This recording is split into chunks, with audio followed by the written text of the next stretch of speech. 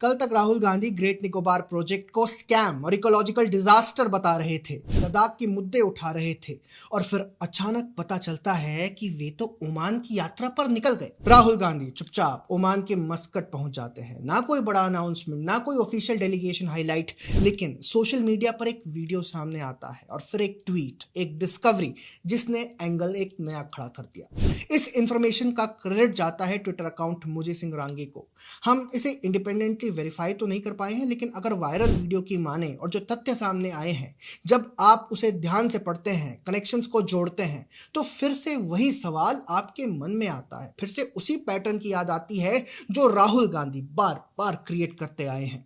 अब कंटेक्स्ट समझिए। राहुल गांधी पिछले कुछ समय से लगातार ग्रेट निकोबार प्रोजेक्ट के खिलाफ बोल रहे हैं।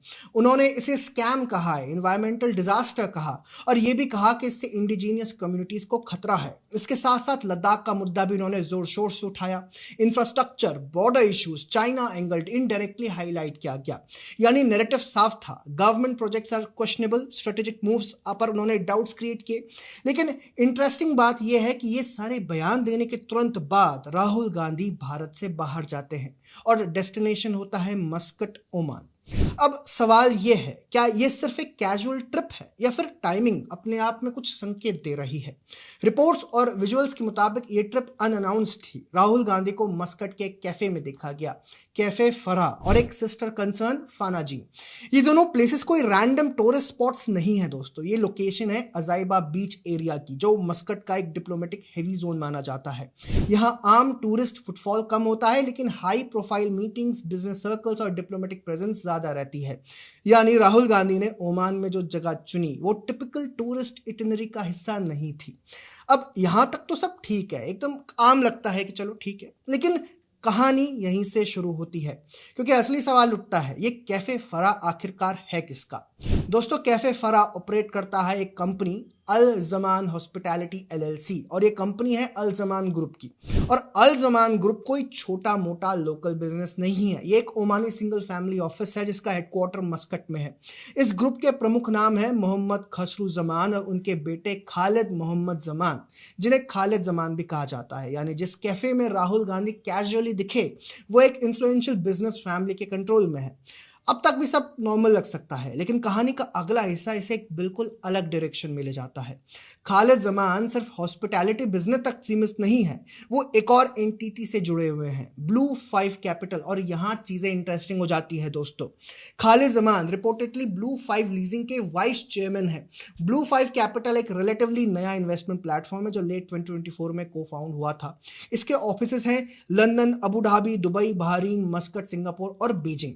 अब सबसे महत्वपूर्ण पॉइंट, ब्लू 5 कैपिटल के बोर्ड में एक और नाम है, फैंग फिंगलाई, एक चाइनीज नेशनल। और ये कोई ऑर्डिनरी बिजनेसमैन नहीं है, वो चेयरमैन है होपू इन्वेस्टमेंट्स के और पहले गोल्डमैन सैक्स गाओवा में टॉप पोजीशन पर रह चुके हैं।